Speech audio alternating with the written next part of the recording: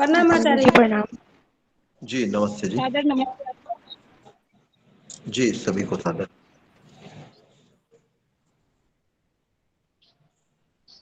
आचार्य Shri 1-2 minute रुक ले, अभी लोग आते जा रहे हैं। जी जी जी जी।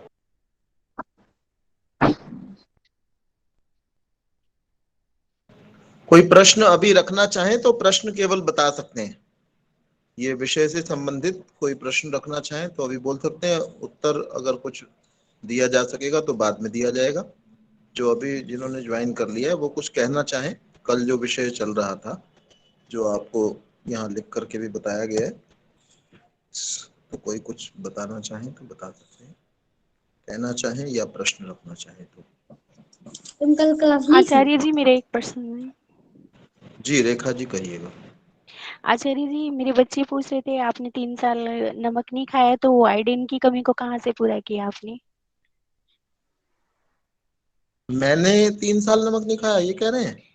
हाँ जी। फिर नमक के बिना आप कैसे रहे? क्योंकि हर व्यक्ति को 5 ग्राम नमक जरूर खाना होता है रोजाना, वरना उसको मानसिक बीमारी होती है। फिर आपने कहाँ से पूरा किया वो? हाँ मैंने 3 नहीं 7 साल नमक नहीं खाया, जितनी मेरे को जी जितना जी मुझे। वही 7 साल। मुझे ठीक सुनने है। में गलती हो गई होगी। हाँ कोई बात नहीं, हो सकता है मैं नहीं गलत कहा, तो कोई बात नहीं, इस पर भी बात कर लेंगे। और बताएं, और किसी को कुछ कहना हो? आचार्य जी प्रदीप बात कर रहा हूँ। जी प्रदीप जी कल कहिएगा। कुछ गुरुकुलों के बारे में बात हुई थी, जैसे कासगंज शिवगंज, तो ऐसे ही एक चोटीपुर में भी शायद अपना लड़कियों के लिए महिलाओं के लिए गुरुकुल है। हाँ बिल्कुल है और बहुत अच्छा है। तो जैसे हमारी भांजी है अभी करीब 10-11 साल की है, और वो यहाँ दिल्ली हेरिटेज में पढ़ती थी। वहां से हमने अब उसको कोरोना काल में हटवा दिया वहां से, मतलब ये शिक्षा दीक्षा नहीं देनी है। हम हाँ चाहते जी। हैं कि वेद विद्याएं उनको मिले, संस्कृत का ज्ञान उनको मिले। हाँ जी। तो इसलिए जैसे छोटीपुर गुरुकुल है तो वहां उनको भेजा जाए, तो उससे पहले उनकी क्या कुछ तैयारियां करवाई जाए, या फिर अक्षर ज्ञान है इतना काफी होता है? अक्षर ज्ञान तो नहीं, जो कुछ भी आपको पढ़ाई के लिए उपलब्ध होता है, जो माता पिता को जो भी जानकारी है वो दे सकते हैं उसके लेवल की, बच्चे अभी के जैसे स्तर, वो आसपास की जानकारी उसको दे दी जाए। जो भी हम्म आस पड़ोस में कोई भी चीज वो देखता है, उसके गुण दोषों को, जिस चीज को वो समझ सकता है हम्म उसको वो बताते हैं, जो आसपास की चीजें हैं। अक्षर ज्ञान तो आपने करा ही दिया। हम्म उसके बाद आपको श्लोकों को कंठस्थ कराना चाहिए बच्चे को, अभी हम है ना? इसी पे काम कर रहे हैं आचार्य जी। जैसे संध्या वगैरह वो गुड़िया करना शुरू कर चुकी है, संध्या करती है वो हमारे साथ सुबह शाम। अच्छा, बहुत अच्छी बात है, ये बहुत बढ़िया बात है। हाँ। तो वो बच्चा अभी संध्या सुनाना चाहेगा या आप बोलना चाहेंगे संध्या थोड़ी सी? अभी हाँ अभी एक आधा मंत्र बोल दीजिए। हाँ, शन्नो क्यों नहीं। देवी प्रतिष्ठया, उससे आगे बोलिएगा। बिल्कुल बिल्कुल।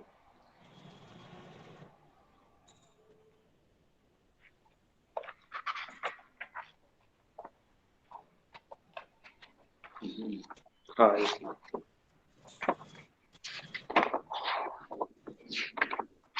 याद नहीं। ये गायत्री मंत्र और सन्नो से आगे, इससे आगे आचार्य जी जी जी। ये इंद्रिय स्पर्श वगैरह ये छोड़े इससे आगे। हाँ बोल दीजिए बोल दीजिए। अच्छा अच्छा। ओम वाक वाक, ओम प्राण प्राण, ओम चक्षु चक्षु, ओम श्रोत्रम श्रोत्रम, ओम हृदयम, ओम नाभि, ओम कंठे, ओम शिरः, ओम बाहुव्याम यशोबलम, ओम करतल कर पृष्ठे।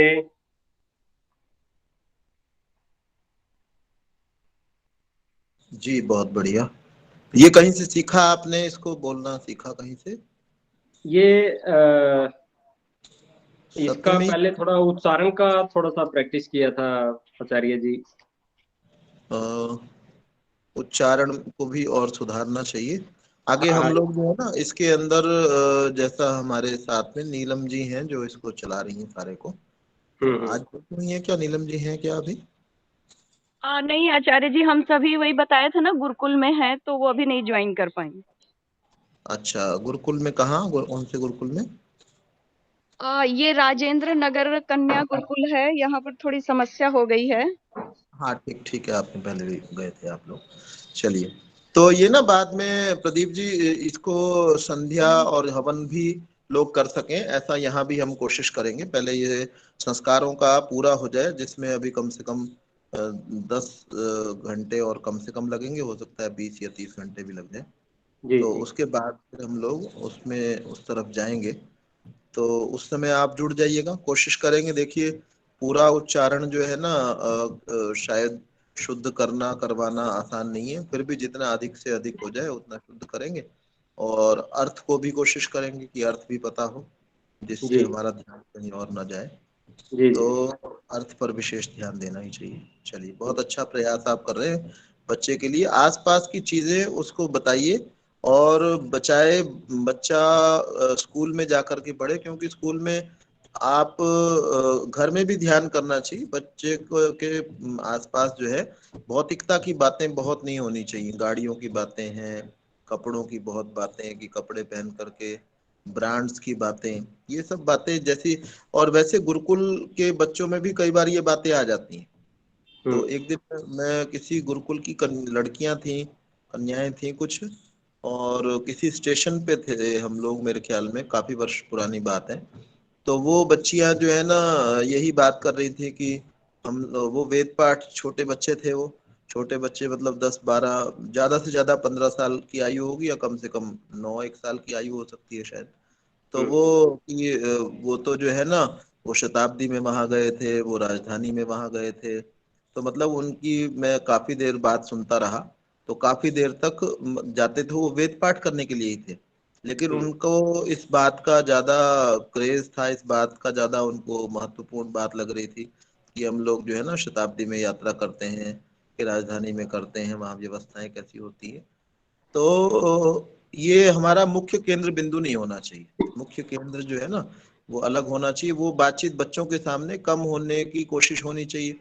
हो सकता है गुरुकुल में जाकर के भी ऐसा ही माहौल मिल जाए, क्योंकि सारा समय तो बच्चों की बातचीत को कोई आचार्य नहीं सुन सकती। इतना तो कोई नहीं कर सकता कि भाई सब बच्चों को बांध करके रखा नहीं जा सकता। गुरुकुल का अच्छा लंबा परिसर होता है, उसमें बच्चियां बच्चियों के साथ ही रहेंगी। तो वो निर्भर करेगा कि बच्चे जो है आसपास के कैसे मिलते हैं। फिर भी वहाँ यहाँ के स्कूलों से तो ज्यादा अच्छी संभावनाएं हैं ही हैं। जैसे वहां पर ये कम से कम यहाँ तो शराबी भी मिल जाते हैं लोग, है ना। ऐसी चीजों की तो संभावना वहाँ बिल्कुल नहीं है। और हवन संध्या इत्यादि तो सीखेंगे ही, और संस्कृत सीखेंगे, और संस्कृत में बहुत सारी अच्छी बातें भी वो सीखेंगे। तो ये आचार्य जी, अच्छी। हाँ जी, एक बोलिए। जो बच्चे थोड़ा सा नॉर्मल बच्चों से थोड़ा सा हटके होते हैं, मतलब जिनको हम थोड़ा अब नॉर्मल बोलते हैं, उन बच्चों की मान बौद्धिक स्थिति को और बेहतर करने के लिए, जैसे मुंडन संस्कार में कुछ बताया गया है कि गुड़ वगैरह लगा के गौ माता से सिर को हिस्से को चटवाएं, तो इससे कुछ प्रभाव पड़ता है, फर्क पड़ता है, इससे लाभ मिलता है कुछ? हमारी बहुत सारी परंपराएं परंपराएं लुप्त हो गई हैं, और बहुत सारी परंपराओं को जानबूझ करके हटा दिया गया है। तो मैं ये कहूंगा, अगर कोई बच्चा एबनॉर्मल है तो उसको एलोपैथी की तरफ, उसको आलोम विलोम वगैरह करवाएं, उसमें कोई हानि नहीं है। लेकिन बजाय बच्चा और वो हो जाए, उसको एलोपैथी के अंदर ले जाना चाहिए, क्योंकि हमारी जो परंपराएं जो चली आ रही थी वो अभी अविच्छिन्न रूप से नहीं। अब हमारे यहाँ सर्जरी की भी प्रथा थी अब इस समय, लेकिन आयुर्वेद के आधार पर सर्जरी करने वाले कितने डॉक्टर्स हैं। तो सर्जरी, जबकि सर्जरी के जनक जो है वो सुश्रुत को ही कहा जाता है ना, चरक को ही कहा जाता, सुश्रुत को ही कहा जाता है। तो अब लेकिन वो तो सब चीजें अब है ही नहीं। उनको समझने वाला, उसके साथ प्रैक्टिकल की आवश्यकता होती है, और वो प्रैक्टिकल तो एक से दूसरे को सिखा। जैसे आजकल के सर्जन जो हैं, वो दूसरे जो एमबीबीएस करके बच्चे आते हैं, एमडी करके बच्चे आते हैं, वो सर्जन के साथ में थोड़ा समय खड़े होते हैं और कुछ वर्षों तक प्रैक्टिस करते हैं, तो उससे वो सीख जाते हैं। ऐसे ही हमारी बहुत चीजें हमारे पास में सारी की सारी हैं, लेकिन हम अपने बच्चों के ऊपर प्रयोग तो नहीं कर सकते ना। हमारे बच्चों को हम प्रयोगशाला तो नहीं बना सकते। तो इसलिए अभी तो जो उपलब्ध माध्यम है उस माध्यम की ओर जाना चाहिए। उसके साइड इफेक्ट्स भी हो सकते हैं, लेकिन बजाय इसके कि बच्चा और बीमार हो जाए, हम उसके ऊपर प्रयोग करते रहे, उससे और बीमार हो जाए, या किसी ने प्रयोग किया हो, है ना, जो आप कह रहे हैं कि गुड़ इत्यादि के सिर पर लगाना, ये या और भी कुछ है, किसी ने मेरी प्रयोग कुछ किया हो और किसी वैद्य ने 10, 20, 50 पर प्रयोग किया हो और लाभ रहा हो, निश्चित रूप से बहुत सारे वैद्यों को कहने को कुछ भी कह देते हैं, जी आप ऐसा कर लो, जी ये अनुलोम विलोम कर लो, हर एक व्यक्ति कह देगा आपको, उससे ठीक हो जाएगा, ये चीजें खा लो, ब्राह्मी ले लो, ये 20 चीजें बता देंगे, लेकिन क्या उन्होंने स्पेसिफिक इस चीज का इलाज किया है, ये अगर प्रश्न किया जाए। अगर कोई कहे जी हाँ जी मैं तो 50 का इलाज कर चुका हूँ जी, उनसे जाकर के पूछ लो उनका बच्चे की क्या स्थिति थी, या उनके जो बड़े थे उनकी क्या स्थिति थी और अब क्या स्थिति है, तब तो उसके ऊपर भरोसा किया जा सकता है। अन्यथा जो है ना, मेरे विचार से जो जो चीजें स्थापित हैं उनकी तरफ जाना चाहिए। और सारे डॉक्टर बुरे नहीं होते, जो एलोपैथी के भी डॉक्टर हैं, और मेरा भी ऐसा अनुभव रहा, सारे डॉक्टर ऐसे नहीं होते कि वो आपको, कई डॉक्टर तो ऐसे होते हैं आप जरा सा कुछ पूछोगे एक दवाई और लिख देंगे, आपने कहा जी ये थोड़ी सी और समस्या और एक और लिख देंगे। कई तो ऐसे होते हैं, लेकिन कुछ ऐसे भी डॉक्टर्स होते हैं एलोपैथी वाले भी, जो मिनिमम दवाई जो है बच्चे को या बड़े को देते हैं, और उसके लिए आप 2 व्यक्तियों को कंसल्ट कर सकते हैं, सेकंड ओपिनियन जो है वो ले सकते हैं। तो मेरे विचार से इसमें एलोपैथी की ओर जाना चाहिए, या कोई वैद्य ऐसे हों तो उनसे संपर्क करना चाहिए।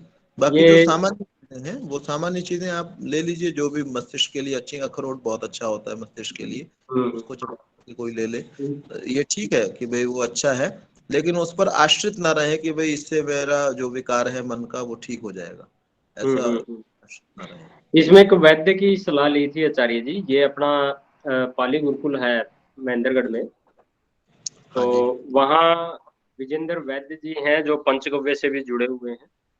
तो उन्होंने ही बच्चे की जब अपने नाड़ी वगैरह दिखाई और बात बताई उनको, तो उन्होंने यही कहा कि भाई इनको आप जितना हो सकता है गौ माता के सानिध्य में रखिए, और 30 दिन तक इनका जैसे मुंडन संस्कार करते हैं हम, वो तो एक दिन के लिए करते हैं, सिर पे गुड़ लगा के गौ माता को चटाना होता है। तो आप 30 दिन तक ऐसा लगातार करेंगे तो इसको बौद्धिक स्तर में बहुत ज्यादा फायदा मिलेगा, वो चाहे कोई भी बच्चा हो।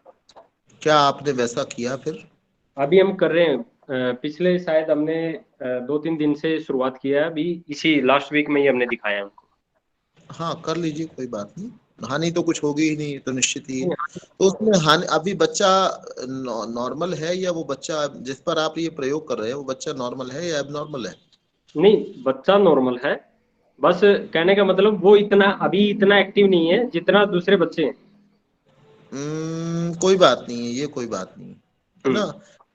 अगर वो स्थापित रूप से, अगर वो स्लो लर्नर है ना, हाँ। इतना एक्टिव नहीं है, थोड़ा बहुत फर्क है वो, और 19-20 का अंतर है, या 5 और 20 का अंतर है, ये आपको देखना चाहिए। 5 और 20 का अंतर है तो परेशानी की बात है। अगर हम्म। 18-20 का, 17-20 का अंतर है तो कुछ परेशान नहीं होना चाहिए, फिर आप सामान्य प्रयोग कर सकते हैं। जी। ऐसा बहुत, अभी एक वज्रोपदेशक हैं, उनका काफी नाम है इस समय में, बहुत जगह पर जाना आना है उनका, तो वो खुद ही बताते हैं कि उन्होंने बोलना जो है 6-7 वर्ष की आयु में शुरू किया था। हालांकि अब वो जब बोलते हैं तो बहुत सारे वर्ण अभी भी नहीं बोल पाते वो। ये अच्छा नहीं था कि 7 वर्ष की आयु में बोलना शुरू किया, लेकिन आप ये इस हिसाब से देखें कि 7 वर्ष में किसी ने बोलना शुरू किया हो और वो प्रोफेशनल वक्ता बन जाए, प्रोफेशनल स्पीकर स्पीकर बन जाए, तो ये बड़ी बात है। तो जरूरी नहीं है कि भाई कितने वर्ष का बच्चा है जो जिसको आप ये समझते हैं कि वो बाकी बच्चों की अपेक्षा थोड़ा धीमा चल रहा है।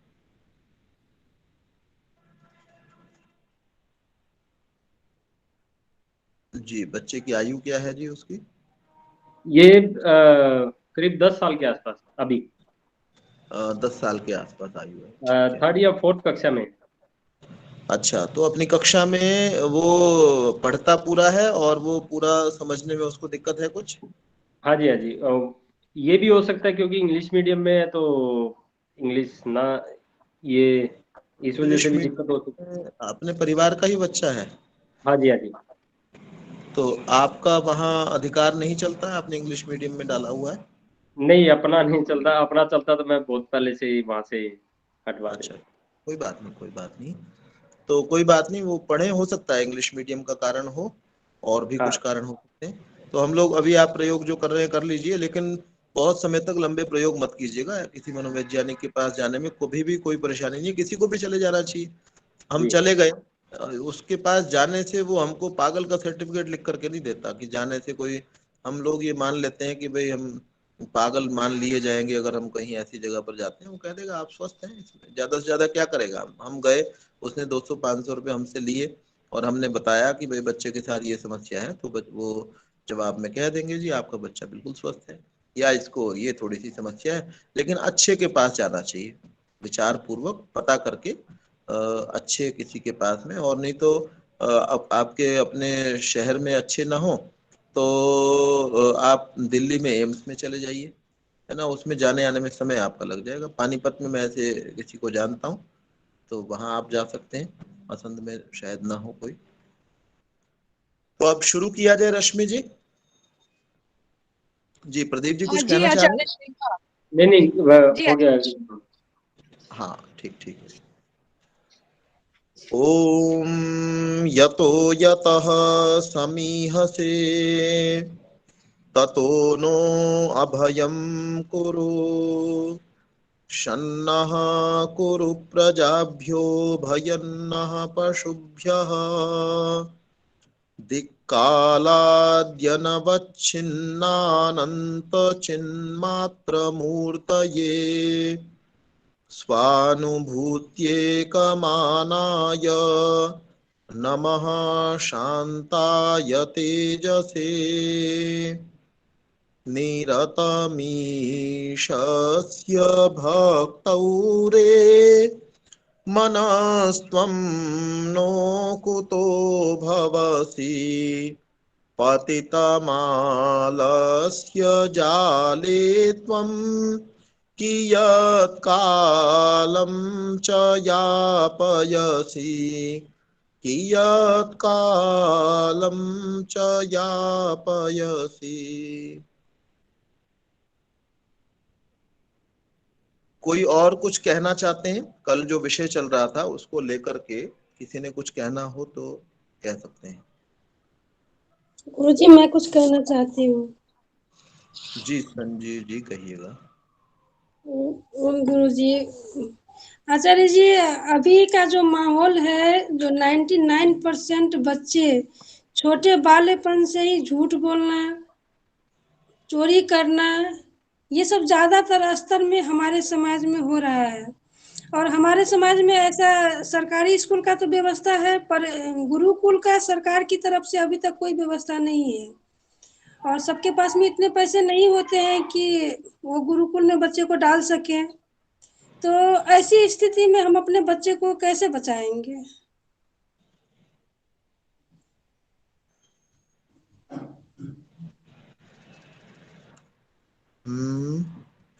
आप ये कह रहे हैं कि बच्चे को गुरुकुल में डालने के पैसे नहीं होंगे। हाँ, गुरुकुलों बहुत। में आमतौर पे जैसे गुरुकुलों को मैं जानता हूँ, जितना मैं जानता हूँ, हाँ, गुरुकुल में आप एडमिशन कराते हैं और हाँ, बच्चा अगर आपका पढ़ने में अच्छा होता है तो साल 1.5 साल बाद कोई ना कोई उसके लिए छात्रवृत्ति देने वाला हो जाता है। कई अच्छा। बच्चे ऐसे भी होते हैं जिनकी छात्रवृत्ति 5-5, 10-10 लोग देने को, जो योग्य बच्चा होता है ना, उसको हम्म, सब व्यक्ति चाहते हैं। बस उसको थोड़ा सा विनम्र तो रहना पड़ेगा। स्वामी दयानंद का नाम हम सभी ने सुना है लगभग। अब आप हम्म, देखें कि भाई उन्होंने अपनी जीवनी के अंदर भी उस व्यक्ति के बारे में लिखा, थोड़ी छोटी सी जीवनी के अंदर, कि मुझे पढ़ने समय में इस व्यक्ति ने विशेष सहयोग किया, इन्होंने मेरे लिए भोजन की व्यवस्था कर दी थी, इन्होंने मेरे को पढ़ने के लिए तेल का दीपक जलाया जाता था, तेल की व्यवस्था। थोड़ा विनम्र तो रहना पड़ेगा, जो रहना चाहिए भी, है ना। जो हमारे लिए हमारे पढ़ने के समय में हमारे लिए व्यवस्थाएं करते हैं, उनके प्रति विनम्र हमको रहना भी चाहिए। विनम्र सबके प्रति भी रह जाए तो और अच्छा है। तो व्यवस्था हो जाती है गुरुकुलों में। अगर हम चले जाते हैं, शुरू में तो कोई भी नहीं करेगा आपकी, वो देख करके आचार्य अपने आप ही व्यवस्थाएं कर देते हैं। जब वो ये देखते हैं कि ये बच्चा पढ़ने वाला है और आप अपनी असमर्थता बता देते हैं कि भाई हम तो इतना देने में अब समर्थ नहीं है, पहले तो हमने इकट्ठा किया हुआ था तो हमने दे दिया साल भर, अब हम नहीं दे पा रहे हैं तो हमको इसको अच्छा। या तो निकालना पड़ेगा। जब उनको ऐसा सही में लगेगा कि भाई इसको आवश्यकता है, तो निश्चित रूप से वो व्यवस्था हो जाती है, जितनी मेरी जानकारी है गुरुकुलों को लेकर। ये विजय जी थोड़ा ठीक कर लीजिए, क्यों ऐसा कर रहे हैं? ऐसे काम मत कीजिए ना। कौन है ये विजय जी? है ना, समय नष्ट होता है। बहुत सारे लोग जुड़े हुए, 30-35 लोग जुड़े हुए हैं। आप अलग से कुछ ऐसा ना करें। विजय जी प्लीज प्रेजेंटिंग बंद कर दें, धन्यवाद। तो ठीक है जी। और आसपास का माहौल खराब है, चोरी करते हैं, झूठ बोलते हैं। चोरी करना, झूठ बोलने के बारे से मुझे ध्यान आया। तो आज से लगभग 2500 पहले, ये मुद्रा राक्षस एक पुस्तक है ना, विशाख दत्त उसके लेखक हैं, संस्कृत की पुस्तक है। तो वो उसमें चाणक्य, चंद्रगुप्त इत्यादि को, नंद वंश को लेकर के वो पुस्तक लिखी हुई है। संस्कृत की काव्यात्मक पुस्तक है ना, श्लोकों के अंदर प्रायः लिखी गई है। म्यूट कीजिएगा। तो पुस्तक के अंदर ये लिखा हुआ है कि एक व्यक्ति को चाणक्य ने अपने पास से शत्रु पक्ष के अंदर भेजा, और साथ में ये लिखा हुआ है कि भाई वो रिश्वत दे करके गया। वो जेल के अंदर बंद था, जेल को में जो उसको रक्षक था वहां पर, उसको रिश्वत दे करके, उसको उत्कोच दे करके वो वहां से भाग गया। तो ये रिश्वत देना, ये सब चीजें पुरानी ही हैं। हम ये ना मान करके चलें जी भारत में जो है ना सारे के सारे जो है ना देवता ही होते थे, है ना, और वो कोई असत्य नहीं बोलता था, कभी नहीं बोलता था। आप देखें राक्षस जो है ना उसी समय में कृष्ण पैदा हो रहे हैं, उन्हीं के आसपास पूतना भी पैदा हो रही है, जो दूसरों को दूध पिला करके मार ही देती है, मृत्यु हो जाए उनकी। विष कन्याएं बनाई जाती थी पहले। तो ये सब चीजें जो है ना पहले से चली आ रही हैं। कोई आज की कोई ऐसा हम नहीं कह सकते कि भाई हाँ संस्कृति का, सभ्यता का यहाँ पर विकास हुआ, और अच्छे लोग, जब अच्छे लोग ज्यादा होते हैं और वो समझदारी से काम करते हैं तो वो बुरे लोगों को थोड़ा दबा करके रख लेते हैं। और जब बुरे लोगों की संख्या ज्यादा हो जाती है तो वो अच्छों को दबा आज भी ऐसा सोसाइटीज में होता है। तो किसी ऑफिस में ऐसा होता है, रिश्वतखोर लोग ज्यादा होंगे तो जो रिश्वत नहीं लेने वाला होगा वो बेचारा उनसे दब करके रहेगा। और जहाँ ईमानदार लोग ज्यादा होंगे और अपने दबंग भी होंगे तो वो रिश्वत लेने वाले एक दो लोगों को दबा करके रखेंगे, और वो चोरी छुपे लेंगे, उनसे छुपते फिरेंगे वो। तो ये हमेशा से ही रहा है, हमेशा से रहेगा। आपके बच्चे की ओर ऊपर आपका बहुत अधिकार होता है, अगर आप चाहें तो, है ना, बच्चे के ऊपर आप अधिकार कर सकते हैं। बच्चा आपके ऊपर बहुत आश्रित होता है। आपके बच्चे की वैसी सेवा कोई भी नहीं कर सकता जैसी आप कर रहे होते हैं। तो वो आपके ऊपर इतना आश्रित है, उसको हर हाल में आपकी बात माननी ही होगी जब वो छोटा है। तो उस समय में आप उसकी अच्छी आदतें चाहें तो विकसित कर सकते हैं। और बाकी अगर उसने कभी झूठ बोल दिया, चोरी में रोकना चाहिए, झूठ में भी रोकना चाहिए। तो ऐसा कुछ, मुझे ऐसा जैसे दीपाली जी का, आपने अगर शुरू शुरू में आप जुड़े नहीं थे शायद, दीपाली जी आई हुई थी, उन्होंने बताया कि भाई उन्होंने अपने बच्चों को बहुत ही अच्छा बना दिया है। इसके कारण से वो बच्चे कहते हैं हम अनफिट हैं इस समय, जो दुनिया है उस दुनिया के अंदर हम लोग अनफिट हैं।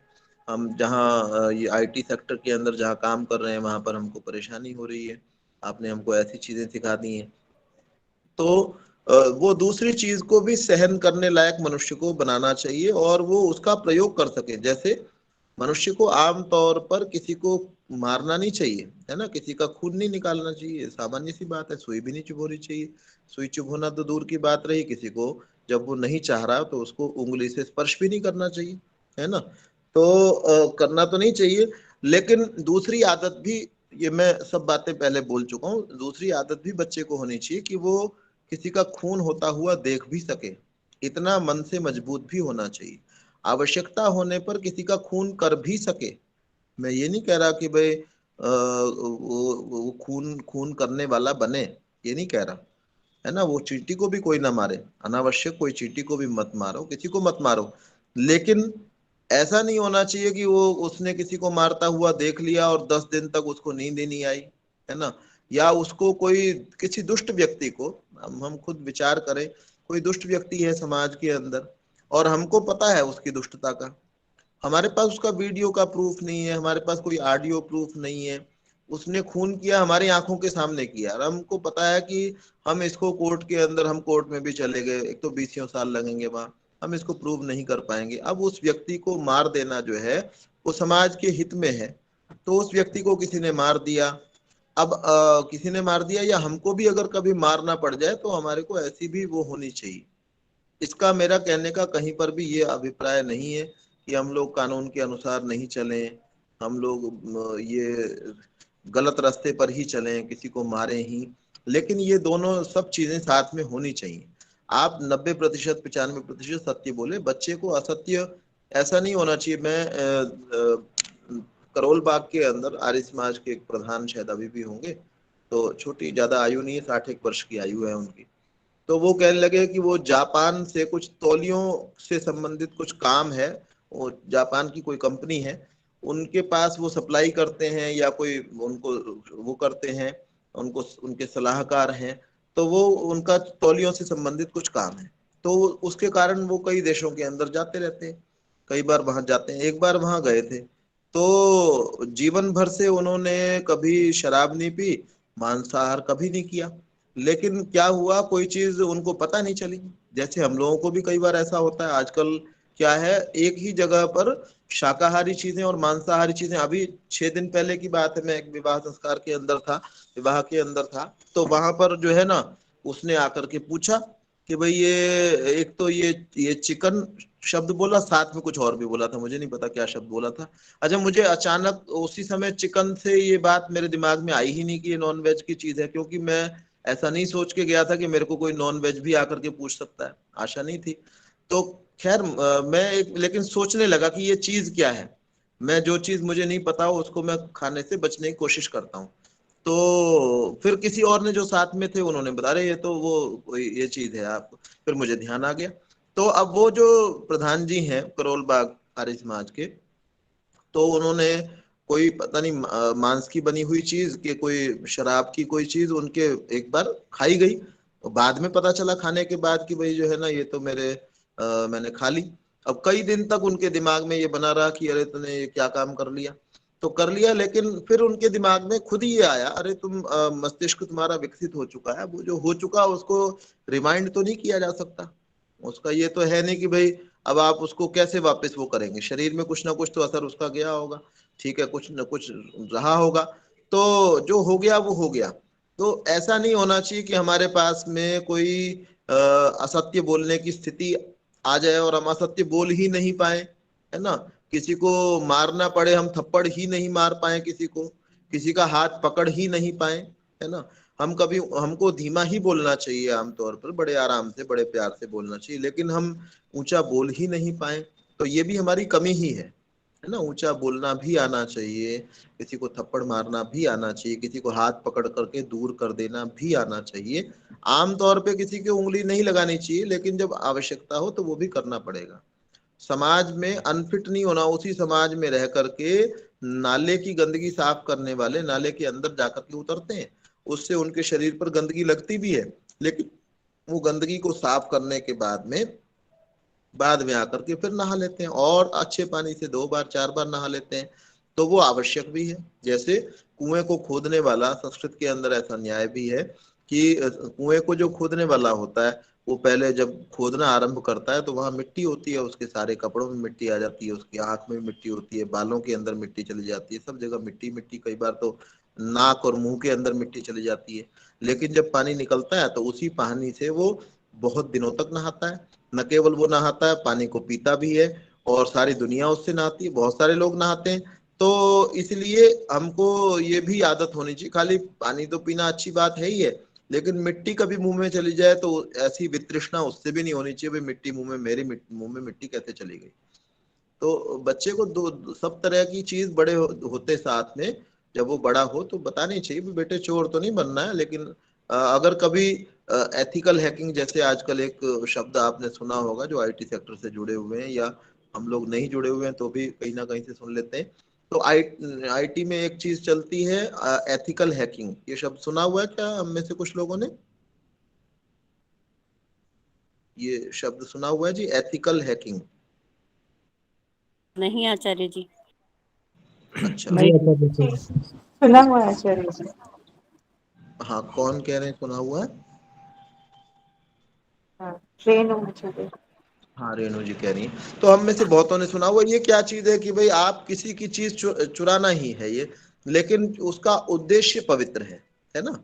तो उसका उद्देश्य अच्छा है। वो कंप्यूटर में से किसी दूसरे व्यक्ति के कंप्यूटर में सेंध मार करके, समझो जैसे हम किसी की दीवार तोड़ते हैं, ऐसे ही उसके कंप्यूटर में सेंध मार करके आप उसकी चीजों को अपने पास ले आते हैं, लेकिन उसका उद्देश्य आपका गलत उद्देश्य नहीं है, इसीलिए उसके लिए एथिकल हैकिंग शब्द का प्रयोग किया जाता है।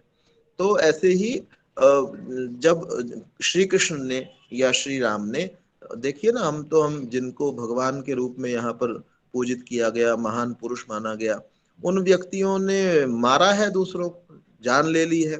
एक की नहीं, अनेक व्यक्तियों की, शायद सैकड़ों की, शायद हजारों की, है ना? इतनी जान लेने वालों को हमने भगवान कहा।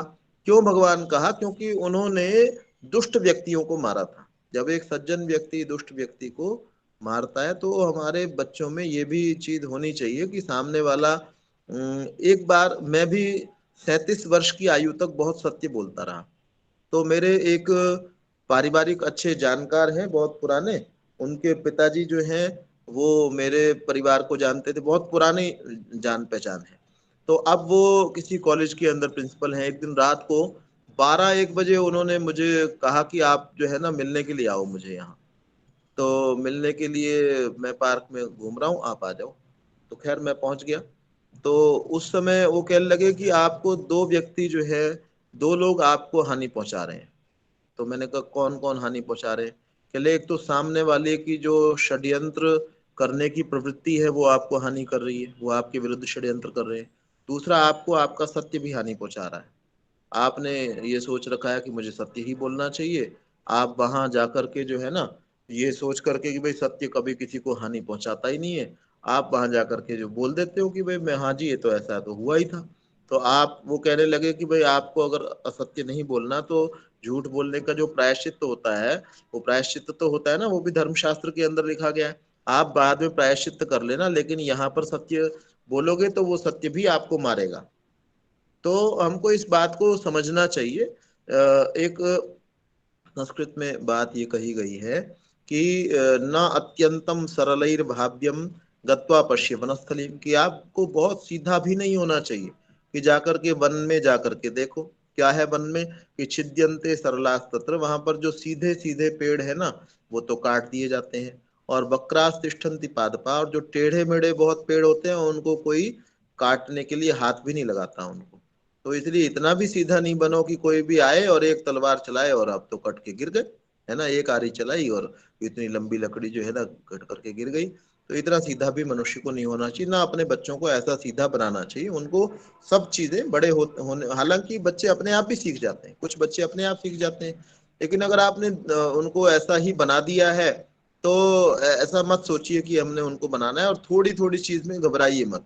मनुष्य मात्र अल्पज्य है। ये आपको लग रहा है कि मैं तो अपने बच्चों को ऐसा ऐसा बना रही हूँ और ये बिल्कुल ठीक है, जैसा मैं आपको बता रहा हूँ कि मेरे को उस समय के बाद ये लगा, मुझे भी इस बात का अनुभव हुआ, अरे भाई वाकई में ये बात तो ठीक है कि ये बात तो नहीं कहनी चाहिए। अब ऐसे ही कोई दुकानदार है और दुकान के अंदर सीक्रेट होता है ना?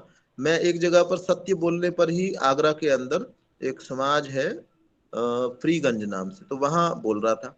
तो वहां पर कुछ दुकानदार भी बैठे हुए थे। एक बड़ा प्यारा बच्चा था, ऐसे 20-25 वर्ष की आयु का। तो पहले भी वो मिलता रहता था, तो अभी भी वो बैठा हुआ था। तो मैंने ये कहा कि भाई जो ये कह देते हैं ना जी, दुकान पर कोई सामान खरीदने के लिए जाता है और हमने, दुकानदार ने कहा जी 140 रुपए की ये चीज है, और उस व्यक्ति ने कहा, जो खरीदार है, वो कह लगे जी मेरे को 130 की दे दो। तो वो क्या कहता है दूसरा, जो बेचने वाला दुकानदार है, कि 138 की तो अपनी आई हुई है जी, 130 की आपको कैसे दे दे? तो मैंने कहा कि इतनी सी बात के लिए हम झूठ बोल देते हैं, झूठ बोलने की क्या जरूरत है इतनी सी बात के लिए? तो वो मेरे को बाद में मिले, कह लगे हम क्या करें फिर, अगर ऐसी स्थिति होती है, अगर ऐसा न बोले तो वो खरीदता ही नहीं। हम बता दें कि ये चीज 115 की आई हुई है तो वो 140 में क्यों खरीदेगा? तो मैंने कहा इसके लिए आपके यहाँ कुछ और शब्द बोला जाता है। आप लोग कहते हैं कि ये पढ़ता नहीं बैठता, मतलब हमारे लिए अनुकूल पड़ता नहीं बैठता, शायद वो इसलिए बोलते अनुकूल नहीं बैठता, हमारे लिए अनुकूल नहीं पड़ेगा जी, आप क्षमा कीजिएगा। तो हम उसका और रास्ता अपना सकते हैं।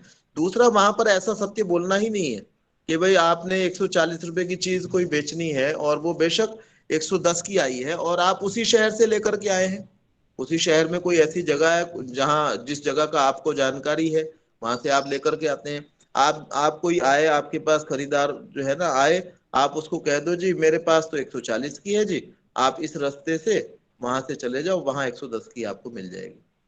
तो ये ऐसा सत्य जो है ना, ऐसा बोलने के लिए नहीं कहा गया। आप भी किसी कार्य के लिए बैठे हुए हैं और इसमें दोनों का ही कुछ ना कुछ लाभ होता है। तो सत्य को अपनाना है, बच्चों को भी वो अपनाएं, ऐसी कोशिश करनी है। हो सकता है जैसे मुझे 37 वर्ष की अवस्था में ये लगा कि ऐसा सत्य जो है ना बोलने की कोई इसकी जरूरत नहीं है, और ऐसे लोगों के बीच में जो लोग जो हैं आपके सत्य को ही आपके विरुद्ध प्रयोग कर रहे हैं, आपके विरुद्ध षड्यंत्र करने में वो प्रयोग कर रहे हैं, ऐसे लोगों के सामने हमको ऐसा सत्यवादी, सत्य की भी दोनों परिभाषाएं शायद मैंने कभी की हैं कि नहीं यहाँ पर, कि सर्वभूतहितम सत्यम, ये बात हो चुकी है क्या यहाँ, कि सच्चाई जो है वो केवल यही नहीं होती कि वे जो चीज जैसी है उसको वैसा बता देना ही सत्य है, दूसरा भी कुछ सत्य होता है। ये बात हो चुकी है क्या यहाँ? नहीं आचार्य जी। जी चलिए फिर कभी इस पर भी, ये भी 10-15 मिनट और लग जाएंगे इस पे, नहीं तो इसको अभी छोड़ते हैं। ठीक है संजू जी, आगे चलें कहीं? चलिए, तो घबराइए मत, परेशान मत होइए, हो सकता है कल को आपको ही लगे कि हम ही कहीं गलत थे। हमको ऐसा, जैसे दीपाली जी को ये लग रहा था, हालांकि उन्होंने कुछ भी गलत नहीं किया है, लेकिन वो अब जुड़ भी नहीं पाती हैं, तो उनको ये लग रहा था कि कहीं हम तो कहीं कुछ गलत नहीं है। तो कल को हो सकता है आपको भी ऐसा लगे जब बच्चे को ज्यादा अच्छा बनाने के बाद। जी लता जी कहिएगा। आचार्य जी, वो मेरा बेटा ना कल उन्होंने बोला था कि कौन नाम मेरे को याद नहीं है, कि हमारे बच्चे बर्गर पिज्जा ऐसी चीजें खाते, तो हम कहते विदेशी जो लोग हैं वो इस तरीके की हरकतें हमारे बच्चों को बिगाड़ने के लिए, हमारे देश को लूटने के लिए इस तरीके की कर रहे हैं। तो इस तरीके से हम अपने बच्चों को शिक्षा दे रहे हैं, मतलब बता रहे हैं। तो मेरा बेटा कहता है कि मम्मी ये बताओ, अगर ऐसे ही तो ये मल्टीनेशनल जो बाहर की कंपनियां हैं, इसमें फिर लोग कमाने जाते क्यों हैं, इनमें क्यों काम करते हैं, उनको भी बंद कर दिया जाए, वहां से छोड़ दिया जाए। तो मैं इसका कोई आंसर उसको दे नहीं पाई हूँ। हाँ, नहीं जाना चाहिए, मेरा तो यही विचार है। आपका मैं ये विचार है? हाँ जी। बहुत बड़ी कंपनीज के पक्ष में इतना नहीं हूँ, क्योंकि आम तौर पे जो ये बड़ी कंपनीज हैं ये सरकारों को हिलाने का सामर्थ्य रखती हैं, सरकारों के कानून अपने हिसाब से बनवाती हैं। तो मैं बहुत ज्यादा पैसे किसी के पास में भी हूँ इसके पक्ष में मैं नहीं हूँ। जी आचार्य हमेशा जी। कभी भी समाज में, जैसा भारतीय अनेक चिंतकों का विचार है, समाज में एक रूपता धन को लेकर के कभी नहीं बनाई जा सकती। एक रूपता का अभिप्राय है, आज आप सबसे सारा का सारा धन, सारा का सारा जो उनकी लैंड बिल्डिंग जो भी कुछ उनकी संपदाएं हैं वो आप उनसे ले लीजिए, सबसे कहिए कि भाई अपना समर्पित करो, सारा का सारा सोना, सारा का सारा चांदी, जितना गेहूं किसी के पास में है, चावल है, मतलब एक दो जितने दिन तक बाद में हम उसका बंटवारा करेंगे तब तक के लिए रोटी, इतनी रोटी, इतना चावल, इतना गेहूं इत्यादि इत्यादि रख लीजिए आप, बाकी सब उनसे ले लो, 1 महीने का छोड़ दो उनके पास, बाकी सब उनसे वापस ले लो।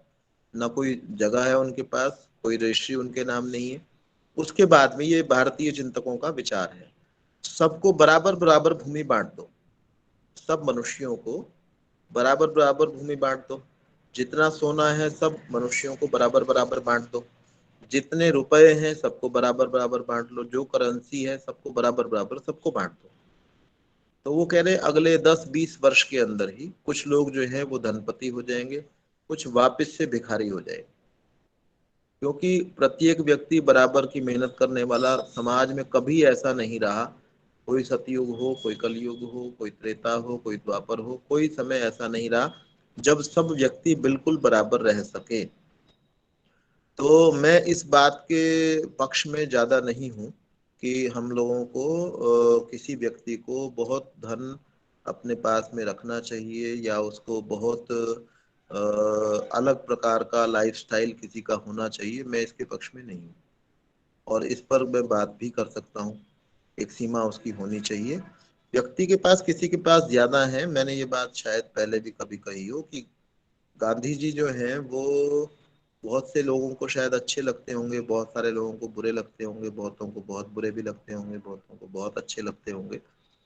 तो लेकिन हर व्यक्ति की कोई बात अच्छी हो सकती है, कोई बात बुरी हो सकती है। बुरे से बुरे आदमी भी, जैसे रावण को हम बुरा कहते ही हैं, लेकिन साथ में जब रावण की मृत्यु होने लगी तो राम ने लक्ष्मण से कहा कि भाई रावण बहुत विद्वान है, उससे जाकर के तुम कुछ ज्ञान की बात पूछ करके आओ कि मुझे कुछ उपदेश दो। तो हर बुरे व्यक्ति में भी अच्छाई होती है, जैसे वो उसके अंदर ज्ञान बहुत था, नॉलेज अच्छी थी उसके पास में। वो अलग बात है कि वो अपनी वासनाओं पर और क्रोध पर और अभिमान पर नियंत्रण नहीं कर पाया, जो कि होना चाहिए। तो हर व्यक्ति में कुछ अच्छाइयां हैं, कुछ बुराइयां हर व्यक्ति के अंदर हैं। तो लेकिन गांधी जी की मैं भी ये नहीं कह रहा कि आप सारी बात उनकी ठीक मानो, आपकी स्वतंत्रता है, मेरी स्वतंत्रता है कि मैं नाथूराम गोडसे को ठीक मानूं या इसको ठीक मानूं इत्यादि। लेकिन किसी की कोई बात अच्छी हो सकती है। तो उन्होंने एक बात कही, गांधी जी ने, उन्होंने कहा कि जो भी धनपति हैं, शायद मैं पहले कह चुका हूँगा, इस बात को दोबारा सुन लेंगे, जो भी धनपति हैं उनको अपने आप को उस धन का, उस ज्यादा धन का ट्रस्टी मानना चाहिए।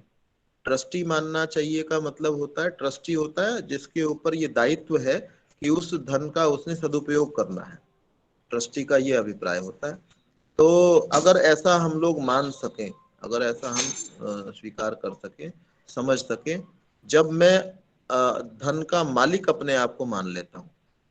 एक व्यक्ति अपनी पत्नी को मारता भी तब है जब वो उसको ये समझ लेता है कि ये मेरी पत्नी, अपना आधिपत्य उसके ऊपर। एक महिला भी पति को मारती तब है जब वो आधिपत्य समझ लेती है।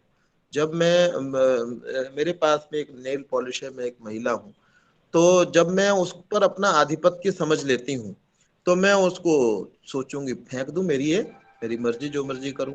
तो जब मैं किसी चीज पर अपना आधिपत्य समझता हूँ कि ये तो मेरी है, तो मैं उसका दुरुपयोग भी कर सकता हूँ, सदुपयोग भी कर सकता हूँ, दुरुपयोग भी कर सकता हूँ। जब मैं ये सोच लूं कि ये मैं इसका ट्रस्टी हूँ, है ना, ये तो मुझे संभालने के लिए दी गई है। या हम ये सोचें कि हमारे पास में, जैसे लता जी के पास में रश्मि जी कहीं घूमने के लिए जाने लगे और उन्होंने लॉकर नहीं लिया हुआ बैंक में, और वो अपना 20 तोले सोना जो है ना वो लता जी के पास रख जाए, ये धरोहर के रूप में आपके पास में है। तो अब लता जी उस जो 20 तोले सोना है, उस 20 तोले को का दुरुपयोग नहीं करेंगी, उतने समय तक उसको कुछ भी नहीं करेंगी, क्योंकि वो उस अपना जो सोना है उसकी अपेक्षा भी वो जो सोना है उसको ज्यादा संभाल करके रखेंगे। तो ये क्या है, ऐसे ही हमको ये कहा, उन्होंने ये कहा, उनकी ये मान्यता है कि हमको अपने अधिक धन का ट्रस्टी बनना चाहिए। मल्टीनेशनल्स की तो बहुत, आप देखें ना, कारपोरेट के ऊपर पिक्चर भी बनी हुई है, हम में से किसी ने देखी हो, कोई फिल्में देखने का शौकीन हो, तो कारपोरेट ही उसका नाम है। तो कारपोरेट सेक्टर में होता क्या है, बहुत सारी ऐसी चीजें हैं। पॉलिटिक्स में क्या कुछ होता है ना।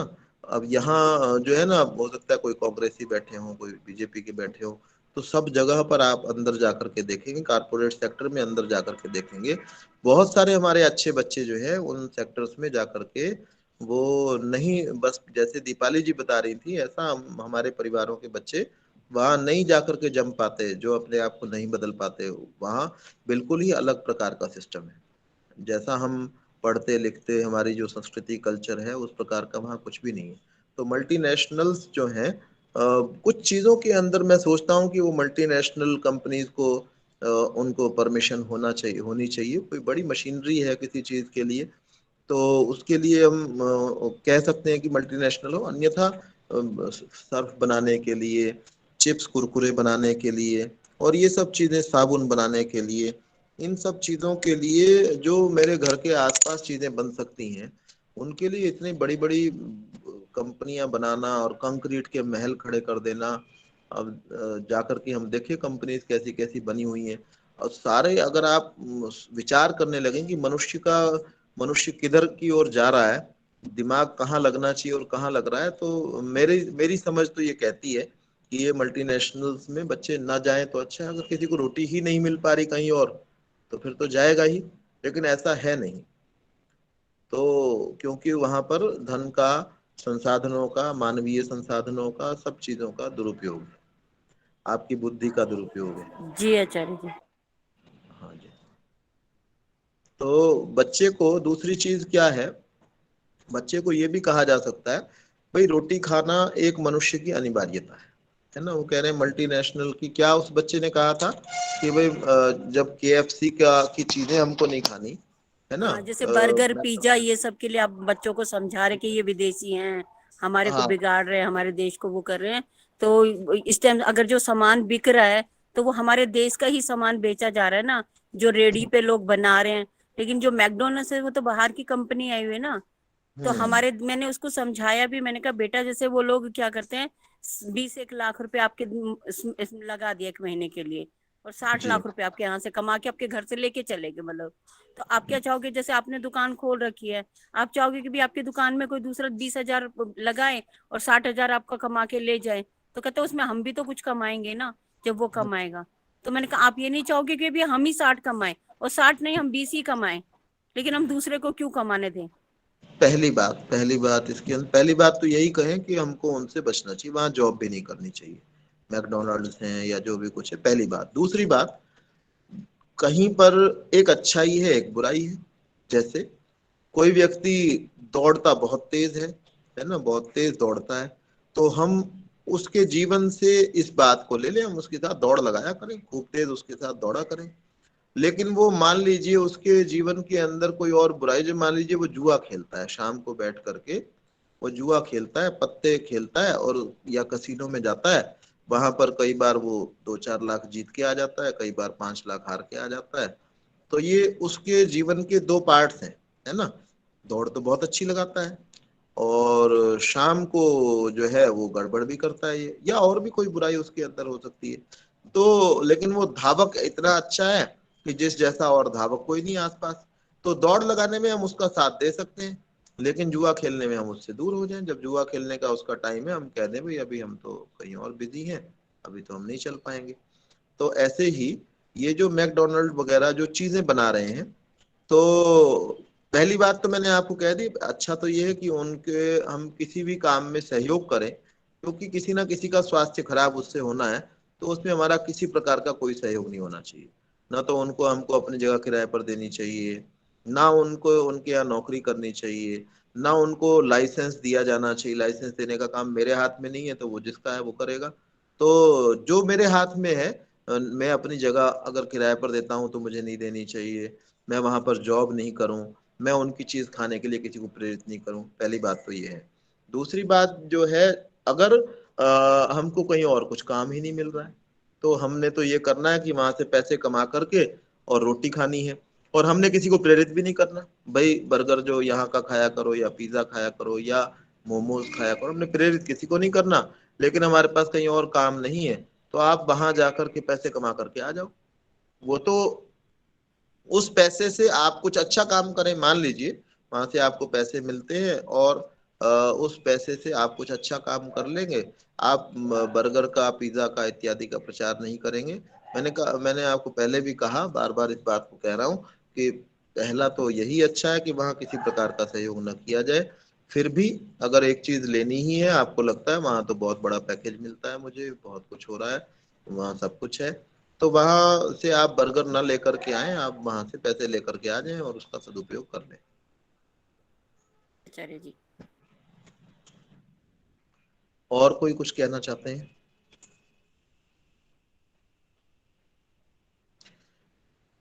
परोपकाराय फलन्ति वृक्षाः। कोई है क्या कहने वाले? अनावश्यक मत कहिएगा, अगर आपको लगता है कि मुझे कुछ कहना चाहिए वही कहें। प्रश्न कई बार ये होता है कि कुछ नहीं है, चलो मैं ही बोल लेता हूँ, ऐसे नहीं कहेंगे। ऐसे मेरे पास है कुछ बोलने के लिए। अगर कोई किसी के पास कुछ है जिनको लगता है कि जरूरी है इस संदर्भ में कहना चाहिए, तो कह सकते हैं। रेणु जी कहिएगा। अभी आप बोले तो आप पैसे कमाते ले आओ, किसी को प्रेरित मत करो। रेणु जी मैं आपको सुन नहीं पा रहा हूँ।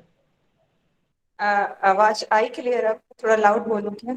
हाँ अब आ रही है, अब आ रही है। हाँ, तो आपने जो कहा कि आप प्रेरणा मत दीजिए, कमा के ले आइए, लेकिन जहाँ पे आप कमाने जा रहे हो उसके लिए तो लोग भी आपको टोकेंगे ना, तो कमाने तो वहीं जा रहा है, तो हमें क्यों रोक रहा है? तो मत जाइए। मैंने आपको और कहा, मान लो कि उदाहरण दिया, हाँ मैंने आपको उदाहरण दिया कि एक व्यक्ति धावक भी है और वो जुआरी भी है, तो उसके जीवन से जुए को मत लीजिए। कुएं में मिट्टी भी होती है, कुएं में पानी भी होता है ना। कुएं में चारों तरफ मिट्टी होती है, मिट्टी उठा करके हम नहीं खाते, पानी लेकर के आ जाते हैं। हमारे जो मेरा भोजन होता है, हमारे जो मेरा मूली मूली जी गाजर घर में लेकर के आते हैं, उसमें छिलका भी होता है, उसमें अंदर का हिस्सा भी होता है। तो छिलके को उतार के फेंक करके हम मूली का प्रयोग करते हैं। मेरा प्रश्न ये है कि अगर आपने कहा प्रेरित भी मत कीजिए, तो अगर वो कमाने वहां जा रहा है तो लोग टोकेंगे ना कि तू कमाने क्यों जा रहा है फिर वहां पे।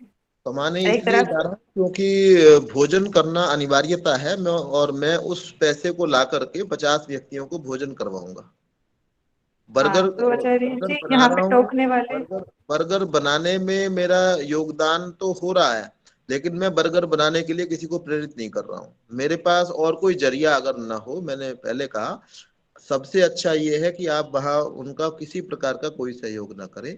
लेकिन अगर ये नहीं बन पाता है तो आप बर्गर के लिए प्रेरित किसी को नहीं करेंगे और लेकर के आएंगे। और कोई प्रश्न पूछता है तो प्रश्न का बड़ा सीधा सा उत्तर है कि वहां जो कुछ वहां से जो पैसे मिल रहे हैं, उस पैसे से मैं सत्यार्थ प्रकाश खरीद सकता हूँ, उस पैसे से मैं गीता खरीद सकता हूँ, उससे योग दर्शन खरीद सकता हूँ, किसी को पढ़ने किसी बच्चे को पढ़ने का अवसर प्रदान कर सकता हूँ। इसलिए मैं ये काम कर रहा हूँ।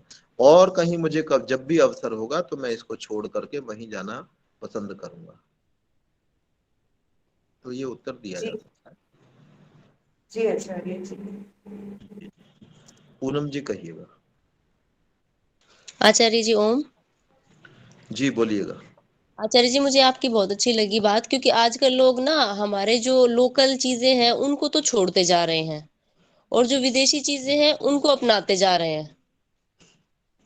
जी जी जी जी जी। तो अगर हम अपने लोकल लोगों का ही सहयोग नहीं होंगे करेंगे तो वो एक तो डिमोरलाइज हो जाते हैं बिल्कुल बिल्कुल ठीक कह रहे हैं। और उनको और हमें भी, अगर वो हमारे आसपास ही चीज बनेगी तो हमें भी सस्ते रेट पे मिल जाती है। परंतु वही बात है, होड़ होड़ ऐसी लगी हुई है आजकल कि ब्रांडेड ही पहनना है, ब्रांडेड ही खाना है, जबकि हमें नहीं पता है उसकी क्वालिटी कैसी है, अंदर उनके किचन्स में हम नहीं जा सकते हैं, जी जी फिर भी बिल्कुल होड़ को हम फॉलो कर रहे हैं, जो कि हमें शायद नहीं करना चाहिए। बिल्कुल बिल्कुल बिल्कुल। संस्कृत के अंदर एक श्लोक है ना, नाचना जो है ना, बच्चे जो हैं, लड़कियां विशेष रूप से और लड़के भी शौकीन होते हैं नाचने के, शादियों में जाकर के नाचते हैं। कल भी इस पर चर्चा होती रही। और जब वो नाच रहे होते हैं, हमारे ही परिवार में जम्मू में विवाह हुआ पिछले दिनों, तो वहां पर बल्कि और बड़ी अच्छी सुंदर लड़कियां, संपन्न परिवारों की अच्छी लड़कियां। पहले तो ये होता था भाई, जो नाच गाने देखने के शौकीन होते थे वो दूसरों की महिलाएं जिनसे उनका कोई संबंध नहीं होता था उनको नाचते देखते थे। फिर राजा कोई अपनी पत्नियों को तो नहीं नचाता था, या अपनी बहन को तो नहीं कहता था भाई तू नाच और मैं तुझे देखूंगा। तो वो सामने बैठे हुए थे तो अब उनकी उनमें बुजुर्ग भी थे, जो दर्शक थे, परिवार के ही सारे थे। अब वो लड़कियां जो हैं नाच रही हैं और वो उनको इनाम दे रहे हैं कि भाई ये इसने ये किया, इसने अच्छा किया। और तो खैर मैंने वहां पर कुछ न, तो मैं उस ऐसी अधिकार में था कि भाई मैं वहां बोलता और वो सब लोग जो है ना उसको छोड़ देते, या कुछ, या नाचना बंद कर देते, या लड़कियां अकेले ही नाचती रहती, लड़कियां महिलाएं देखती रहती, मतलब पुरुष भी वहां बैठे हुए थे और वो उनको देख रहे थे। और अब क्या कहा जाए इस बात को, लेकिन था ऐसा। अब उसको वो आधुनिकता कहते हैं और वो स्वयं को आध्यात्मिक भी समझते हैं, और वो है भी सही। उनके अंदर ऐसी, सारे बुरे हैं ऐसा मैं बिल्कुल नहीं कह सकता। वो हम हवन करने वाले लोग हैं, वो संध्या भी शायद उनमें से कुछ करते हैं। उनमें से जो बुजुर्ग महिला हैं वो काफी बड़ी थी। उनका मुझे नहीं लगता कि उनको उनका कुछ इसमें सहयोग रहा होगा, या उन्होंने कहा होगा ऐसा कर लो कोई बात नहीं। लेकिन कई बुजुर्ग महिलाएं हो जाती हैं, वो कुछ कहती नहीं बच्चों को। ऐसी हमारे परिवारों में महिलाएं होती हैं, पुरुष भी ऐसे होते हैं कई बार। जो बच्चों को जो कर रहे हैं, चलो कोई बात नहीं, अब समझदार हो गए। तो ऐसी स्थितियां भी हैं, और इसको जो है ना बड़ा आधुनिकता माना जाता है कि कि भाई हम लोग मॉडर्न हैं थोड़े से, तो हम लोग जो है ना वो ठीक हैं। तो मैं ये श्लोक है, इसका इससे संबंध है बिल्कुल अलग श्लोक, लेकिन इसके साथ में इसका बड़ा सीधा संबंध है। मैं ये कहता हूँ, हम में से बहुत सारे लोग नाच रहे हैं, या हमारी लड़कियां जो है वो, हमारी बच्चियां या किसी और की बच्चियां जो है वो स्टेज पर नाचती हैं, और उस समय में हमारी बच्ची भी कहती है, जो 10 साल की, 12 साल की, या 20 साल की, या 30 साल की, जितने भी वर्ष की है, तो वो भी हमको ये कहती है कि भाई ये भी नाच रहे हैं, अच्छा इन्होंने क्या गलत कर दिया है अगर नाचा है तो उसके अंदर कितने, देखो कितने मजे आते हैं, कितने हंस रहे हैं, कितने खुश हैं, हम लोग यहाँ उदास बैठे रहेंगे, क्यों ना हम भी नाचें। तो देखिए श्लोक है, श्लोक को सुनिएगा। और ये श्लोक भारत के अंदर 6ठी से 8वीं क्लास तक संस्कृत पढ़ने वाले कम से कम करोड़ों व्यक्ति होंगे, इन्होंने कम से कम एक बार संस्कृत पढ़ी होगी, ऐसे मेरे विचार से करोड़ों व्यक्ति तो होंगे ही। तो उन्होंने ये श्लोक याद किया होगा, मुझे ऐसा लगता है। और जिन्होंने नहीं भी याद किया होगा, उन्होंने शायद ये श्लोक कहीं पर सुना हो, क्योंकि हम लोग धार्मिक सत्संगों के अंदर कहीं ना कहीं 50 प्रकार के धार्मिक सत्संग है, वहां जाते हैं, कितना प्रसिद्ध श्लोक है। अब उसको वहां पर आप घटा करके इस नाचने के साथ इसको घटाइएगा। अभी पहले मैं श्लोक बोलता हूँ, फिर इसको वहां पर लेकर के चलेंगे। तो परोपकाराय फलन्ति वृक्षाः, सुना हुआ है किसी ने ये श्लोक? परोपकाराय फलन्ति वृक्षाः, परोपकाराय वहन्ति नद्यः। सुना हुआ है किसी ने ये श्लोक? जी आचार्य जी हमने तो नहीं सुना है। जी सुना है। सुना तो है हमने, पर हमें याद नहीं है ये। कोई बात नहीं, याद नहीं है। आरती जी ने सुना है शायद, जी आचार्य जी पढ़ा है संस्कृत बुक में। बहुत प्रसिद्ध श्लोक है ना। तो इसका अर्थ सुनिएगा आप।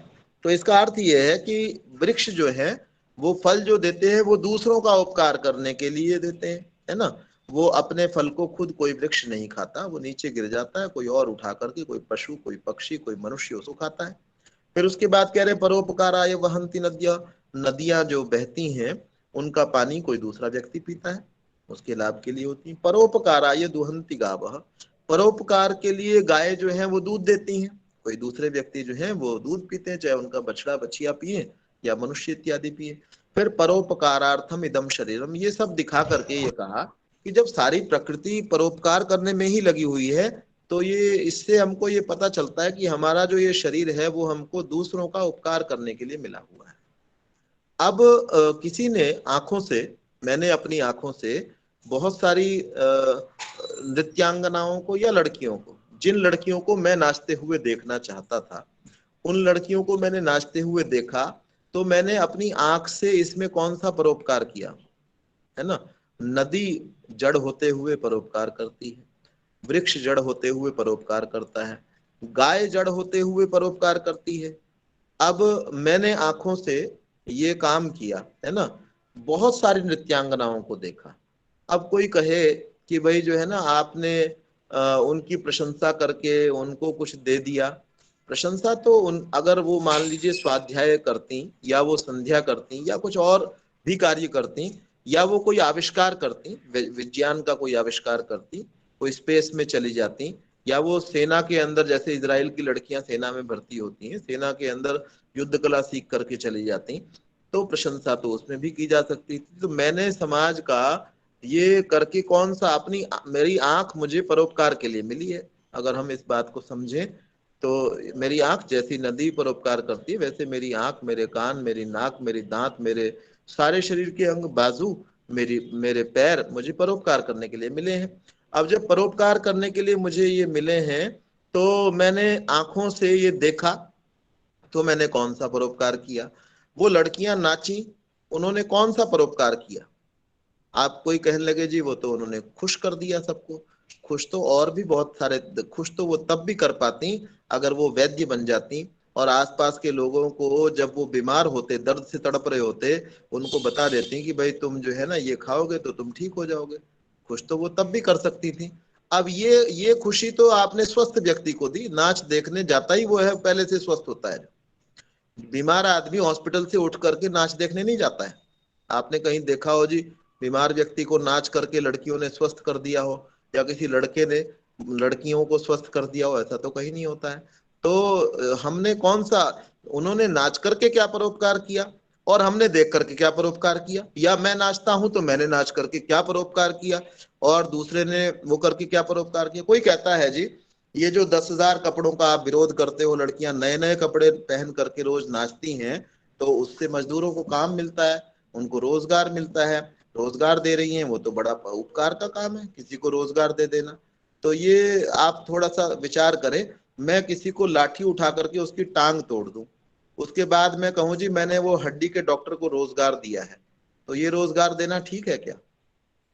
हमको ये देखना है कि मनुष्य के श्रम को हम बेकार तो नहीं कर रहे हैं। आपने मनुष्य का श्रम तो कहीं और भी हो सकता था ना। आपके लिए 10,000 कपड़े वो अगर न बनाता तो वो कुछ और श्रम करके कुछ और कर पाता ना। और भी कुछ तो काम होगा दुनिया में कि वो एक एक महिला के लिए 5,000 कपड़े या 2,000 कपड़े या 1,000 कपड़े या 100 कपड़े या 50 कपड़े ही बनाता रहे। तो ये रोजगार देने का तरीका ठीक नहीं है। उसकी जगह रोजगार देना था, अगर आप किताबें पढ़ती है ना, वो जो नृत्यांगना है वो कहती है, मान लीजिए कोई नृत्यांगना ये तर्क देती है, उसका तर्क ये है कि मैंने जो 10,000 कपड़े खरीदे हैं उसको, उसके कारण से बहुत सारे बुनकरों को काम मिला है, वो काम ना मिलता बहुत सारे रंगरेजों को काम मिला है, जो रंगते हैं कपड़ों को उनको काम मिला है। तो अगर ऐसा किसी का चिंतन है, कोई अपने आप को इसके लिए इसलिए इठलाती है कोई महिला कि मैंने ज्यादा कपड़े खरीदे तो उनको बहुत सारा काम मिल गया है, तो आप हमेशा एक कॉस्ट ऑफ और बेनिफिट एनालिसिस होता है। कोई भी काम आप करते हैं, हम ये उसमें ये सोचते हैं कि मेरे को इसमें कॉस्ट क्या पड़ रही है और बेनिफिट क्या हो रहा है। ये कॉमर्स वाले इस चीज को पढ़ते पढ़ाते हैं कि चीज कोई काम कोई प्रोजेक्ट शुरू करना है तो कॉस्ट बेनिफिट एनालिसिस करो कि आपकी इसमें कॉस्ट क्या पड़ रही है प्रोजेक्ट के अंदर और बेनिफिट कितना हो रहा है।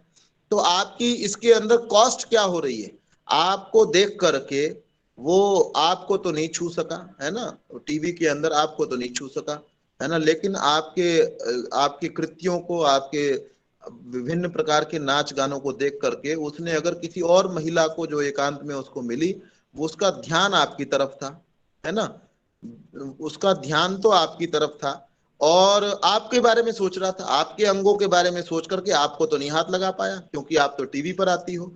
वो आपको जब नहीं हाथ लगा पाया तो उसने बाहर आकर के किसी और महिला को पकड़ लिया। कितना बड़ा दुष्परिणाम है। तो मैं कह रहा हूं कि आपने कॉस्ट क्या पे की, आपके नाचने के कारण से किसी दूसरी महिला ने क्या कॉस्ट पे की है, और बेनिफिट क्या कह रहे हो आप कि भाई मैंने मजदूर के हाथ को काम दिया है। मजदूर के हाथ को आप काम तब भी दे पाते जब आप बहुत सारी अच्छी पुस्तकों को पढ़ते, तो कोई ना कोई व्यक्ति उसकी बाइंडिंग करता, कोई ना कोई व्यक्ति उसकी प्रूफ रीडिंग करता, कोई ना कोई व्यक्ति उसके लेखन में लगता, कोई ना कोई व्यक्ति जो है वो कंप्यूटर बनाता जिस कंप्यूटर से इनको छाप लिया जाता, कोई ना कोई व्यक्ति जो है उसकी स्याही को बनाता। तो रोजगार ही अगर देना है, रोजगार गलत चीजों का नहीं होना चाहिए कि आपने कुछ भी किया, रोजगार तो हर चीज में है। आप कहो जी मैं बैंक में डाका डाल करके आता हूँ इससे रोजगार बढ़ते हैं, क्या रोजगार बढ़े जी? वहां पर जो है ना जी 4 व्यक्तियों को अब वहां तैनात रखा जाएगा, तो मैंने रोजगार बढ़ाया जी, मेरे को डाका डालने की सजा नहीं दी जानी चाहिए। क्या कोई तर्क दे सकता है? किसी वकील में इतनी हिम्मत है? इस प्रकार के तर्क हमारे अभिनेता हमारी अभिनेत्रियां टीवी पर बैठ करके खुलेआम देते हैं, और उनके साथी बहुत सारे हैं, उनके चमचे बहुत सारे हैं दुनिया के अंदर जो कहते हैं हाँ बात तो बिल्कुल ठीक है भाई, इन्होंने रोजगार तो बहुत जनरेट कर दिया है। और उनमें से कुछ कहती हैं, कुछ महिला, कोई पुरुष ये भी कहता है जी मेरे को तो 10 लाख रुपए एक बार नाचने के मिलते हैं और 2 लाख रुपए तो मैं गरीब बच्चों को उसका भोजन करा देती हूँ। तो कितना बढ़िया काम कर दिया है। मैं कह रहा हूँ सारी तो सारी ऐसी नहीं है, लेकिन आपका उसमें फिर दोबारा अगर आप कॉस्ट बेनिफिट एनालिसिस करेंगे तो आप पाएंगे कि इसकी कॉस्ट समाज को, आप जितना सोचते चले जाएंगे, जितना आपके पास मस्तिष्क है और उधर दौड़ाएंगे, तो आप पाएंगे कि हमारे ऋषियों ने जो ये परंपराएं बनाई थी कि हमको किस प्रकार का शालीन व्यवहार, आप देखें स्वामी दयानंद ने क्या लिखा हुआ है, वो ये लिखते हैं कि जब संस्कार हो जाए, है ना, संस्कारों को हम पढ़ रहे हैं, संस्कार विधि के अंदर सब संस्कारों के बाद लगभग ये बात लिखी हुई है, तो वहां आएंगे तो पुरुष भी आएंगे, महिलाएं भी, ऐसा नहीं है कि पुरुषों ने महिलाओं को देखना नहीं, उनसे कोई द्वेष करना, कोई द्वेष नहीं है, लेकिन पुरुष पुरुषों को विदा करें, महिला महिलाओं को विदा करें, और बच्चों को, लड़कों को लड़कियां छोटेपन में तो वो देखें भी नहीं। तो इतना ऐसा कुछ लिखा हुआ है तो वो बड़ा सोच समझ करके लिखा हुआ है। तो ये विषयों के अंदर पढ़ना एक चीज और है, विषयों के अंदर पढ़ना है तो सामान्य सी बात है। छोटा बच्चा 4-6 साल का भी सुंदर सी चीज, रंग बिरंगी चीज देख करके वो भी उसकी ओर आकृष्ट हो जाता है। आपने 60 साल के हो करके अगर अभी तक भी आप रंग रूप को ही देखते रहते हो, आपको ये वाली त्वचा अच्छी होती है, आपको मतलब आदमी जो है ना वो क्या विचार करने, मस्तिष्क से क्या विचार कर रहा है कि मैं ये सोहा अली खान की नाक अच्छी है या ये दूसरी जो है आलिया भट्ट की नाक ज्यादा सुंदर है। अरे आदमी का दिमाग भगवान ने इसलिए कुछ, मतलब आदमी सोचे क्या, दिमाग भगवान ने इसलिए दिया होगा। एक व्यक्ति तो अपने दिमाग से कंप्यूटर का निर्माण कर रहा है ना। एक व्यक्ति अपना दिमाग लगा करके दवाइयां बना रहा है कि कैसे मनुष्य ठीक हो जाए। दूसरा व्यक्ति दिमाग कहाँ लगा रहा है कि मैं ये विचार करता हूं, बड़े माइन्यूट मैं निरीक्षण करूंगा कि ये नाक जो है 10-15 अभिनेत्रियों में से किसकी नाक जो है वो अच्छी है, 10-15 अभिनेताओं में से किसके बालों का कलर बड़ा अच्छा है। हम खुद सोचे हमारे ये दिमाग का दिवालियापन है या ये क्या चीज है। तो जितना जितना हम इस पर विचार करेंगे तो ये नृत्य आदि चीजें बच्चों का आप खुद विश्लेषण कर सकते हैं। ये चीज मैंने सारी की सारी बात कहीं किताब से नहीं पढ़ी हुई है, कुछ ना कुछ किताब का भी होता है, कुछ ना कुछ आप भी ऐसे सोचेंगे तो आपको निश्चित रूप से ऐसा दिखाई देगा। बच्चों को आप दिखा सकते हैं कि विषयों की ओर झुक जाना, नाक से कुछ अच्छा सूंघने की कोशिश करना, ये तो 6 साल का बच्चा भी कर सकता है। 60 साल का भी व्यक्ति अगर वही कर रहा है, आंखों से वो यही कर रहा है, कान से वो बस जो मधुर संगीत है उसको ही सुनना ही चाह रहा है, और इस प्रकार के जो कार्य हैं जो छोटा बच्चा भी करता है और बड़ा भी अगर उसी ओर आकृष्ट हो रहा है तो वो काहे का बड़ा हुआ है। तो हमको इसलिए इसमें पहली बात, क्योंकि इसके अंदर कोई परोपकार नहीं हो रहा है, इसको करने के बाद आप कहीं परोपकार नहीं कर पाएंगे, है ना। किसी की हानि तो कर पाएंगे अगर ऐसा भी हो कि आप 10 साल तक नृत्य देखते रहे, है ना, 10 साल तक जो जो चीजें आप देखना चाहते हैं वो देखते रहे, उसके बाद कुछ आप परोपकार का बड़ा काम कर पाए। कोई ऐसा कहे जी मैंने उस नृत्यांगना से प्रेरित होकर के बहुत बड़ा समाज सेवक बन गया जी, है ना, कोई बहुत बड़ा समाज, उसने समाज सेवा का कोई बहुत बड़ा काम कर दिया हो, गरीबों के लिए बहुत बड़ा काम, जी मैं कहाँ से प्रेरित हुआ। आपको ऐसे 1000 लोग मिल जाएंगे जो कहेंगे जी मैं तो ये काम दयानंद से प्रेरित होकर के कर रहा हूँ, मैं तो ये काम जो है ना जी स्वामी रामदेव से प्रेरित होकर के कर रहा हूँ, मैं तो श्री राम शर्मा से प्रेरित हुआ हूँ। आपको कितने लोग मिलेंगे जी, वो नृत्यांगना नाच रही थी, उसका नाच देखते देखते मेरे अंदर ये प्रेरणा आ गई और इस प्रेरणा के कारण से मैं इस कामों के अंदर लगा हुआ हूँ, अच्छे कार्यों के अंदर। उसकी संभावना बहुत कम है। तो इसलिए जो है हमको नृत्य से अपने बच्चों को ये कह करके हम रोक सकते हैं कि बेटे इसके अंदर कोई परोपकार नहीं है, और मनुष्य का जीवन जो है वो परोपकार करने के लिए मिला हुआ है। अपने अध्ययन के बाद में आप परोपकार, अपना उपकार भी कर सकते हो, दूसरों का भी कर सकते हो, लेकिन इसके अंदर आप वैसा परोपकार नहीं कर पाएंगे। तो इसलिए हमको इससे बचने की कोशिश करनी चाहिए। बहुत सुंदर आचार्य जी, बहुत सुंदर जी। समय ऊपर हो ही जाता है, मैंने सोचा था शुरू से ही केवल प्रश्नों पर चलेंगे तो शायद समय कम लगेगा।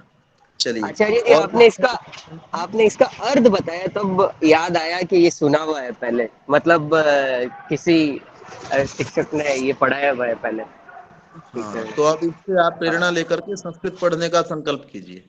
जरूर जरूर जरूर जरूर आचार्य, संकल्प करें और जिस चीज को महत्व देंगे वो आप करने भी लगेंगे। जरूर तो जरूर जरूर सोचेंगे तो अच्छा रहेगा। ठीक है। बहुत सारी बातें संस्कृत में हैं ही, आप सभी जानते हैं।